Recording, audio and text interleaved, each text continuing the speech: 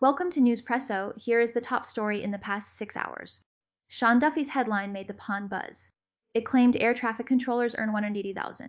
The claim seemed to paint instant wealth.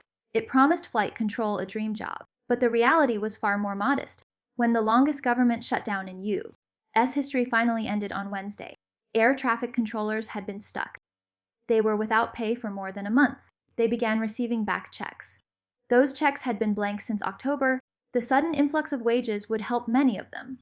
It would settle overdue bills. The shutdown had also reignited a debate over pay. Duffy tweeted that new hires start at $180,000. They can earn up to $400,000.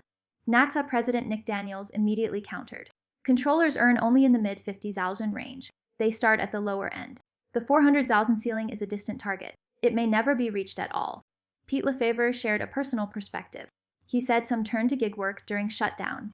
They were living paycheck to paycheck. Bureau data shows controllers in 137. That figure hides a widespread. Contract gives 1.6% raise. The raise has not kept pace with inflation. When asked to clarify, a department told Business Insider. Yet this average is reached only after several years.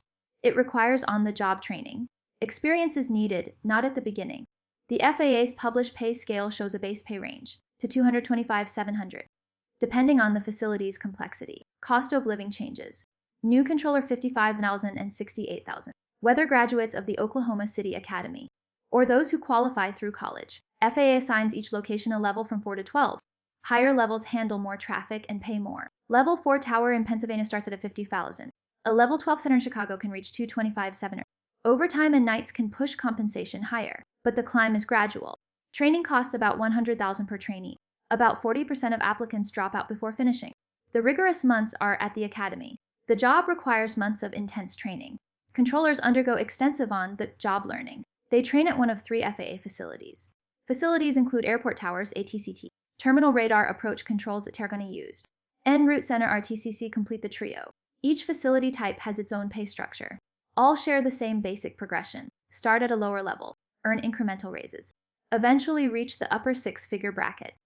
If the controller stays in the system long enough, the takeaway is clear. The headline numbers do not reflect the reality.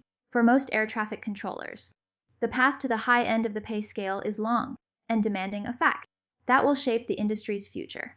Workforce decision. In short, the headline figures mask a long, gradual climb to top earnings. For air traffic controllers, a reality will shape the industry moving forward. Subscribe Newspresso. Never miss a major global headline.